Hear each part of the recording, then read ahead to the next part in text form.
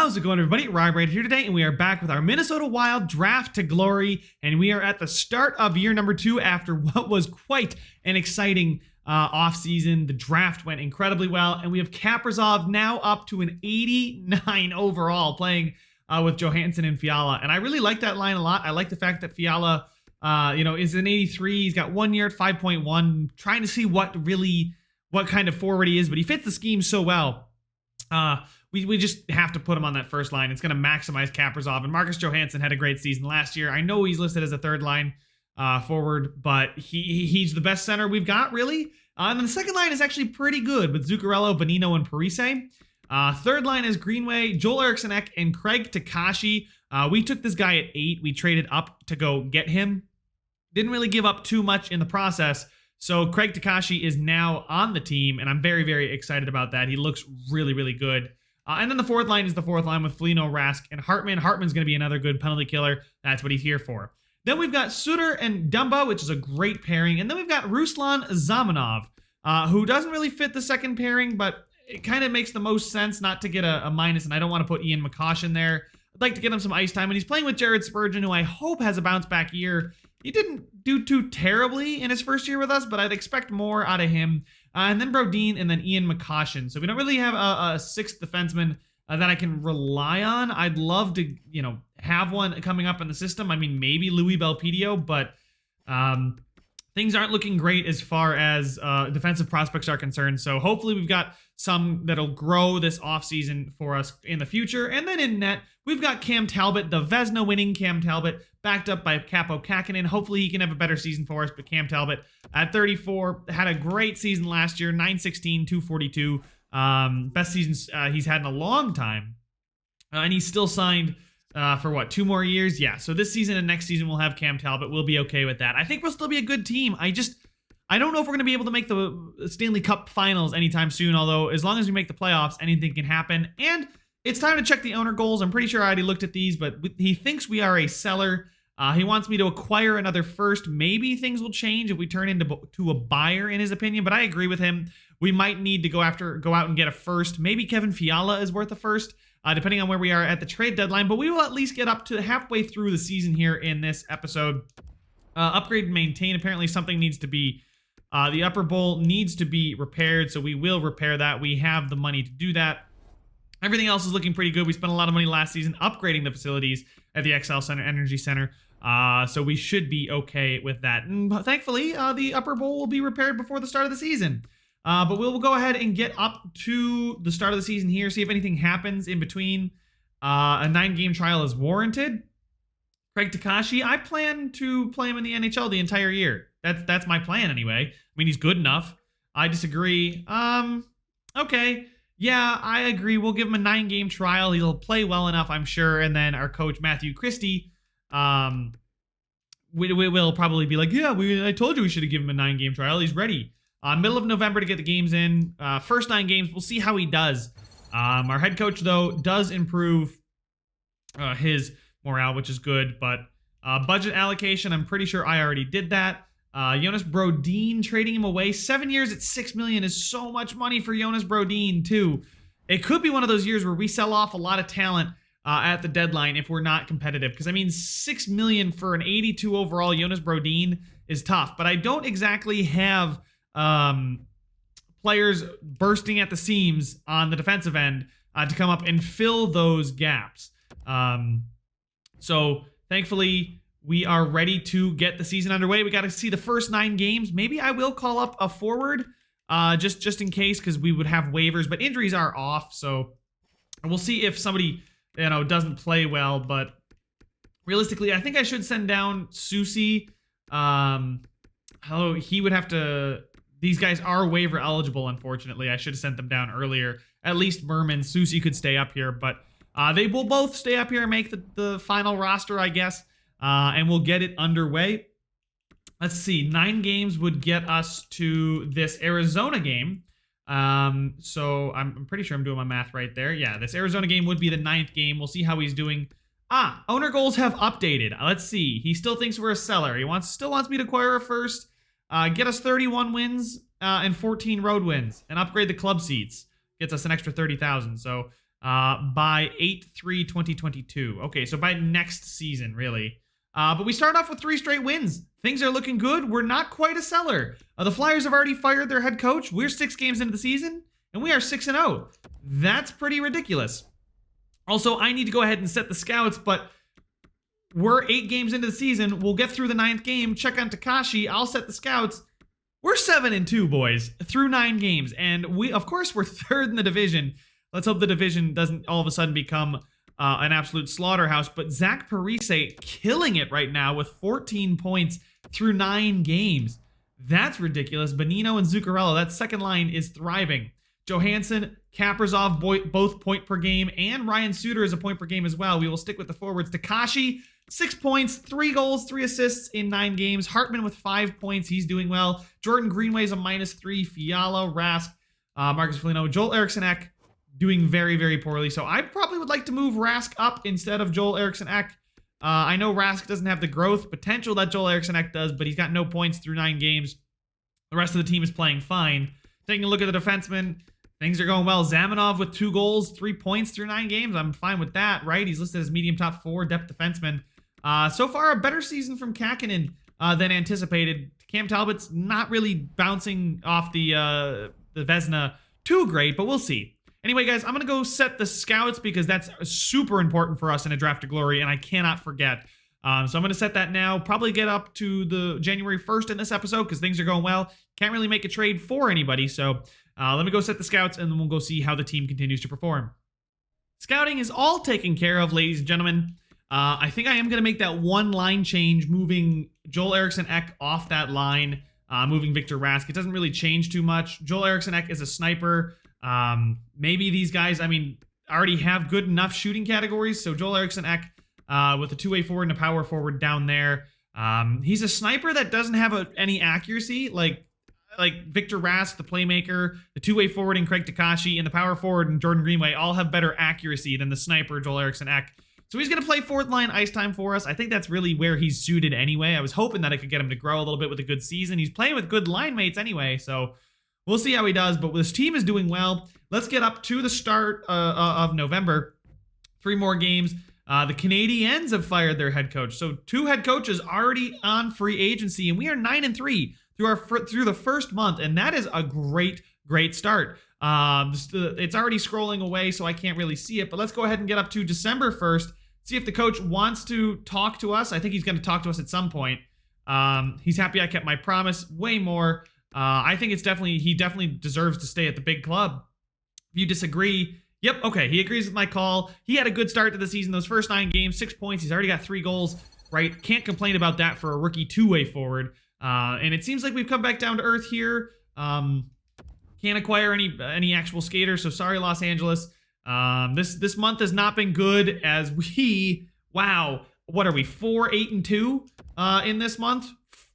4-8-2 in the month of November, and this is exactly what I was worried about with this team. We're now at the bottom of the division, and Kaprizov has dropped off a point. That was probably morale. Parise still our leading point getter. Zuccarello, Bonino, Kaprizov, Johansson, Suter are underperforming massively, but then again, the second line is good for a second line. The first line is weak for a first line. We don't have that first line talent. Actually, Suter, what am I talking about? Fiala there with 14 points, and I don't think he's going to get another contract, guys. 14 points on the top line. Johansson's got more goals than him. Come on. Hartman, Greenway, Takashi. Takashi's only gotten 3 more goals since the first 9 games. So in the last 18 games, he's gotten 3 goals, and that's it. That's disappointing. The whole forward core has been disappointing. Defensemen have been good. The Dumba-Suter pairing is fine. Zamanov has gotten, a goal and an assist in the last 18 games. It's not terrible, but he's definitely in over his head. But I don't want to put him with Ian McCoshen because McCoshen's playing well as a defensive defenseman with Brodine. That second line, that second pairing, I should say, is the bad one. Zamanov is not playing great. Guys, I'm worried that last season might have set us back a little bit. Trading up was good. The goaltenders, they're not doing anything spectacular. They're not necessarily failing us. They're not great, but I don't know what else I can do with these lines. Maybe giving Zach Parise some more ice time. He deserves it for sure. Zuccarello I could give more ice time to as well. He can play right wing, so I think I will. I'll move Parise to the left. As far as the third line here, can either of these guys take faceoffs? Not. Oh, Takashi could play center if we wanted him to. So maybe moving a guy like Hartman up would help. Hartman is a -3. Victor Rask is actually the best plus-minus there. So I think we're actually not going to do that. Defensively, though, the problem is if I do this, the -1 really hurts, and this bottom line goes down to a 77 and a 76. Now, they would be a little bit less, or played less, I should say, but Zamenhof might be in over his head. We've got minor league defensemen in our bottom pairing, and really there's not much else we can do with this team because we can't go out and acquire anybody with the draft to glory. That is part of the problem here. Nick Nino would not help. Sniper, playmaker. Would Jordan Greenway help out that first? It would. You know, I'm going to give Jordan Greenway the extra time.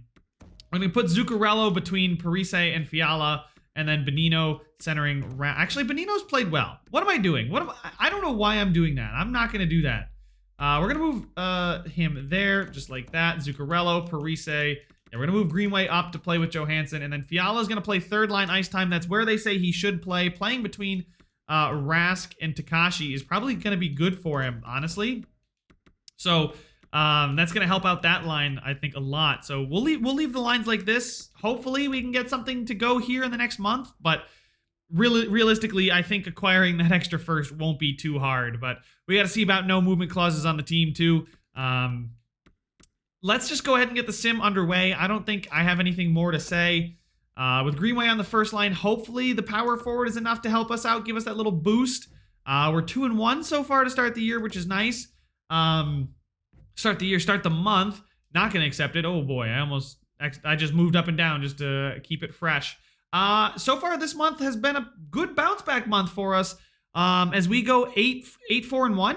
I'll take 8-4-1. That's definitely a lot better. I don't know where we are in the standings exactly. 1 point out of the playoffs, tied on games with the Blues. I mean, yes, the Jets have 3 games in hand. The Predators have 2 games in hand. We have a game in hand on the Avalanche. It's a tight division. 45 points is good enough for pretty much close to the playoffs on the outside looking in, except the Metropolitan Division. Zach Parise with 36 points. He's cooling off. Let's go ahead and advance a day, get up to the first of the year. But profit is looking good for the ownership. The owner's amazingly happy. The fans are pretty happy. The locker room chemistry's going. Amateur scouts, I have to do the scouting again, but I'll do that off recording. Taking a look at the stats, though, as we get through that pretty successful month for us. Parise, Zuccarello, and Kaprizov. So Kaprizov has started to play a lot better now that I've thrown Greenway on that line. Johansson looking better. Bonino still looks good. I mean, he's a +20. Bonino's been great for us. Ryan Hartman's fine on the fourth. Fine. He's doing great. He's got 20 points. He's got as many points as Fiala, who is a +6 now. So he's looking a little bit better. Takashi is a goal scorer. He's a goal-scoring two-way forward. That is for darn sure. His wrist shot accuracy improved too, I believe. We'll see. We'll check some growth here as well. But I think that the bottom 6 is getting a little bit better, I think. Takashi with 18 points through 40 games. He's on pace for really, a 20 or a 40-point season. 20 goals, though. If he gets 20 goals in his rookie season, I'll be satisfied. Let's take a look at the defenseman now. How is Zamenhof doing? He's a -6, so he's actually gotten a little bit better playing with Ian McCoshen there. He did get an extra, or he didn't get a point, but he's a +1. So he's no longer playing, and he's a 79 now. Look at that. Yeah, he's looking okay on defense there with McCoshen. And Spurgeon and Brodine are looking pretty good together. Spurgeon's doing okay. Dumba and then Suter. Ryan Suter's just really good. And I don't want to get rid of him because, he's definitely still worth his contract, but 4 more years till he's 40. I don't know if we can afford that. Cam Talbot's improved ever so slightly, right? So let's check the entire league and how we're doing on the rookie race because that's really the only race I see us being close in. Stützle and Ulanov, yeah, that's going to be tough to compete with. Although Takashi's not too far away from Ulanov. Stützle's, it's his to lose at this point. Any rookie goalie's playing, nobody worthwhile. Ukko-Pekka Luukkonen for the Sabres, though, looking pretty good in his little stint there. 81 overall medium elite. That's good news for them. Taking a look at team stats, though. We are here in 6th, but we're not too far out. We really aren't. We are 1 point behind the Predators. Here, it's not hopeless. I mean, we're scoring enough goals. Statistically, we are really good. We are tied for 2nd in most goals for, and we are 2nd best goals against. So the results just aren't going our way. It seems like if we win, we're winning by a little. And if we lose by a lot. Actually, no, we're actually playing much better than that. I don't know how to describe it, but the team performance is good. Power play oh, wow, that is horrible. So special teams have not looked great. Penalty kill, actually, I can't say special teams. Penalty kills looked good. 84.6% on the penalty kill is fine. Power play wise, definitely need to fix that and figure it out. Maybe Takashi getting some power play time could be the move. I don't think he is right now, but let's check the power play because it's not something I've really touched. Zuccarello, Johansson, Parise, Kaprizov, Dumba. Takashi is getting time. Let me move. I mean, Johansson's looking good. Kaprizov's looking fine. Parise is already 37. We'll move him down there. He is the leader in points, but I want Takashi getting more goals and points. Fiala, Greenway, Bonino, Parise, Spurgeon. I mean, there's not much more I can do. There's really not much more as far as good players that I can change and move around. Anyway, the final thing to do here in this episode is to check the progress reports. Who is growing? Who is dropping off? Jordan Greenway is naturally dropping. He is naturally becoming a worse hockey player. His statistical growth is helping, I guess. So we'll see. Putting him on the first line, hopefully we'll get that natural growth out of the way because he can look pretty good. Natural growth is being outdone by statistical growth for Kaprizov too. Kaprizov is dropping off naturally. Not something you want to see. Takashi is growing thanks to morale. Actually, his shot blocking and stick checking have improved, as well as some of his physical categories. So that's fine. That's not exactly tremendous growth. Joel Eriksson Ek. I'm ignoring some of them. He's down because of statistical growth. And the whole team is statistically not great. We take a look in the system, though. We've got William Bitton here, the right-wing center, medium top 9, who's gone 14 categories have improved for him, and it's a lot of natural growth and some morale growth. Hunter Jones looks good for his growth, 11 categories there. Connor Lockhart has grown with 16 categories, so seeing growth is nice, considering that his defense has gotten much better. He's still a long way away from the NHL, but he is improving, which is nice to see. Let's sort by potential. Our highest potential players, guys like Lockhart, Kovanov. Louis Belpedio is not growing at all. Although Kalen Addison is at 21. I hope that he can grow to become maybe a contributor in the future. Ryan O'Rourke isn't really growing either. Jones, Jesper Wallstedt, Tucker Tynan. Tucker Tynan, are you growing? Yeah, he is growing. Where is he playing? He's playing still with the Niagara Ice Dogs in the OHL. He's having a really, really poor season there. That's not good for our future. Jesper Wallstedt is playing poorly I'm not sure exactly where this is. If somebody could let me know, that'd be great. No growth from the guys we need to grow either. Although the guys we need to grow are currently in the NHL, it doesn't really look like we've got a lot as far as support. Although Alexander Kovanov doing fine growth-wise. That's nice. Marco Rossi, not growing at all. He's got one better at face-offs, and that's the only category he's improving in. At 20, this guy might be busting. He's listed as another forward, 73 overall. I'm trying to support him with as much talent as possible on the AHL lines, but there's only so much you can do, right? Sturm and Sokolov, Gabriel Dumont. Maybe Will Bitton deserves first-line ice time. Bitton is doing well. Alexander Kovanov is doing well. Can Rossi move him up and swap Rossi on that first line? Yeah, so Rossi with Kovanov and Bitton is very, very high potential, very, very high growth. So some good performers there maybe get to play together. Duhamey, you're bottom 6, AHL, okay, medium top 9. Yeah, so Beckman, I would rather get him some ice time. Sokolov can play on the right wing there. Defensively, Louis Belpedio. Kalen Addison is growing. I'm going to leave him where he is. He would actually get a +3 there, so I'm going to do that. Definitely going to leave the +3 as is. And then in goal, Barabo is not growing, really, and Hunter Jones is. So Hunter Jones should be the starter. 100%. I'm pretty sure he was already the starter coming into the season.